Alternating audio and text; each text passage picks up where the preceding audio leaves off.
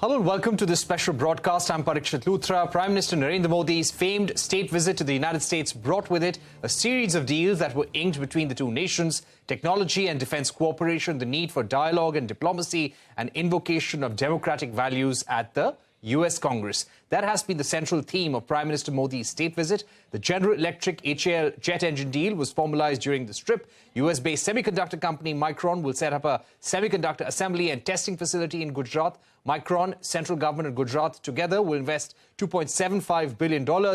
The Prime Minister met with tech giant leaders Satya Nadella, Sundar Pichai, Sam Altman, among others. He also met Indian business leaders including Mukesh Ambani, Anand Mahindra and Nikhil Kamath. Joining us now to discuss the business and economic impact of the Prime Minister's visit to the United States is the Chief Executive Officer of NSC, Ashish Chauhan, Managing Director of Kotak Mutual Fund, Nilesh, and Managing Director of Epsilon Carbon, Vikram Handa. We'll also be joined by Sanjay Nair of Soren Investments. Gentlemen, thank you very much for joining us. Nilesh, if I could begin with you, give us a sense of how this trip. Clearly, the US wanted a counter to China in the neighborhood. How do the deals on technology, on defense, really help India grow in the global value chain and global supply chain? Clearly, India is getting entry into high-tech club. There are very few nations who can make jet engine. Thanks to technology transfer from GE, we will be joining that club. There are few nations which can assemble semiconductor chips. Thanks to Micron investment, we will be getting into that club.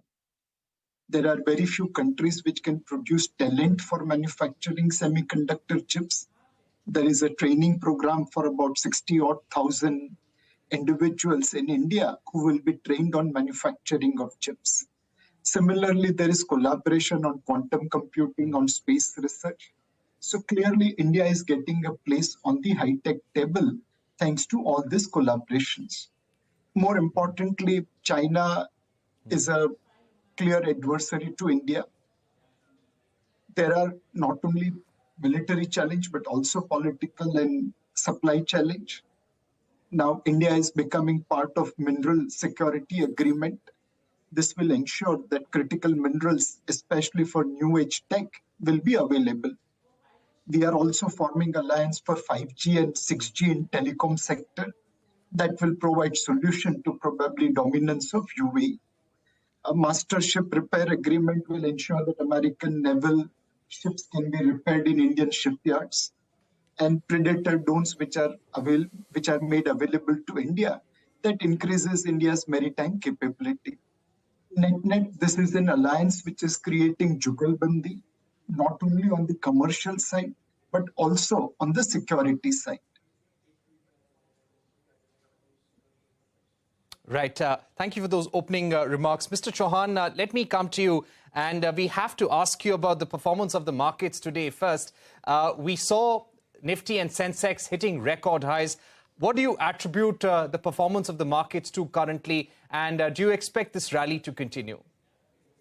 I think you should have asked this question to Mr. Nilesh Shah. I think he's a very eloquent spokesperson for the markets. I am being a regulator. I slightly sort of under play those sentiments, but I think it's a great what I call the highest ever.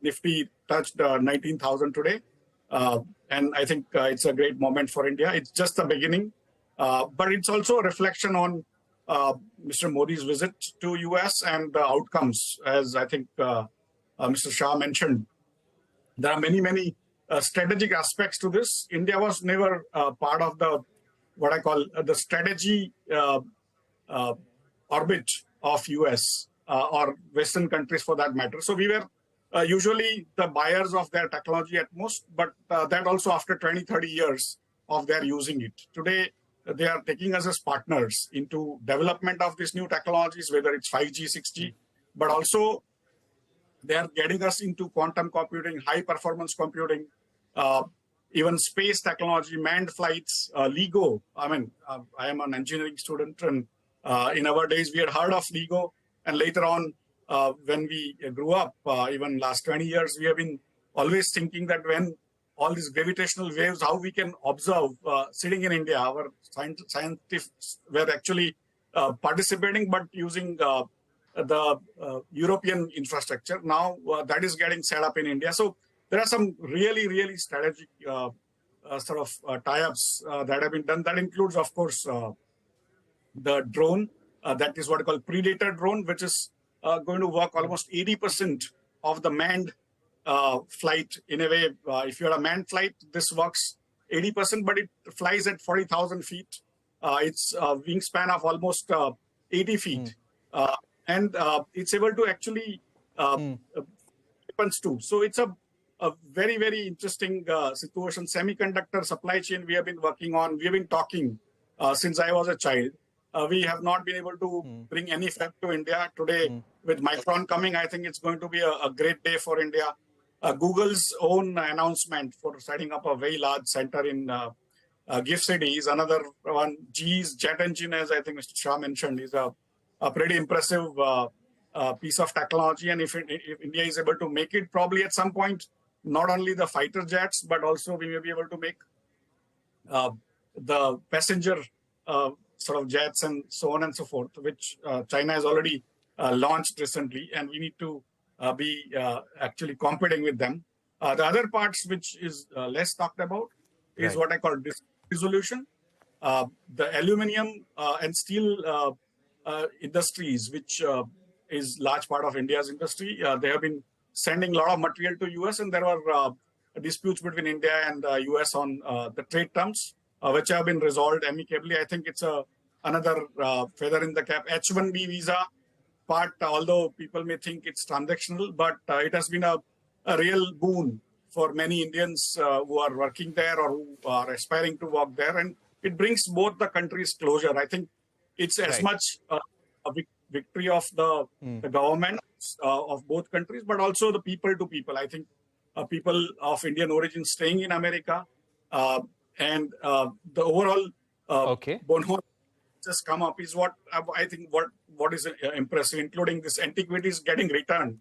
Although it may look like a small thing, but it is just telling you that both countries want to now come closer to each other as part of Quad, but also on bilateral basis. And that's what we need to mind. Mr. Chauhan, I would also like to ask you, how do you think this visit and all the deals, 8 to 10, you really listed out those 7 or 8 sectors and the key deals that were signed, but how does this increase the resilience of India as an economy, and how some of these deals will power the growth of the Indian economy, the Indian stock markets in the years to come? In a way, defense sector in Indian stock markets is hardly there, barring probably 2 or 3 stocks. You will see with this kind of new deals, you will have many more Indian companies producing small parts, even in Predator drone, which is like highest of high tech. There is an indigenization capabilities requirement of 9 to 10%, I think. And Indian government hopes that it will become 20% over a period. So lots and lots of young Indian companies need to be there. In fact, I think 4 or 5 Indian companies have been actually included in the joint statement also for AI and other things, which also is going to be an important part. So overall, a lot more companies are going to come to the Indian markets with businesses which we have not seen till now. And similarly in AI, even in the space areas now, India has a very nascent private sector space activities going on. I think this manned flight part, and of course there are many Indian companies which we currently don't know. There are large companies like Godrej or L&T or Mahindras. They provide a lot of equipments for the Indian defense as well as Indian space mission. And those kind of companies will also get a boost. So overall, the large companies in India are going to get benefited, but many small companies like in quantum computing, even in high performance computing, you will see lots and lots more companies coming in. But more importantly, the wealth for me gets created by new technologies. And we were not even in if the US was the kind of the leader in technology, we were not even in the top 10 or top 20 in their list of partners. Today, we are becoming in top 2-3 partners across the world. And when new technologies get developed, those technologies create wealth. And then those wealth will basically will be created out of India by Indian companies. And of course, many of them will come to the stock market. And that's what my fervent hope is, that finally today we have $3.6 trillion or $3.7 trillion of market cap. Over, say, 20 years, if we reach probably 20 trillions, I would be really happy.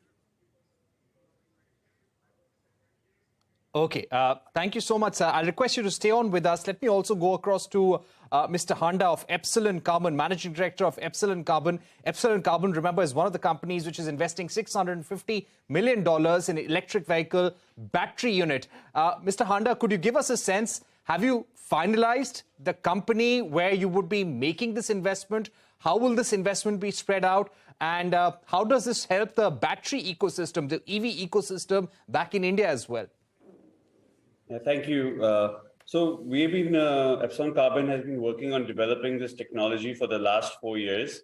And last year we announced our investment into Karnataka as well. So we're building a graphite anode facility in Karnataka. That's about a 9,000 crore investment spread across the next 8 years. And our aim is to replicate what we're doing in India, in the US as well. We've been working the last year looking at different sites to build this facility. And we want to take advantage of the Inflation Reduction Act that is available in the US. And that is what has led us to go there.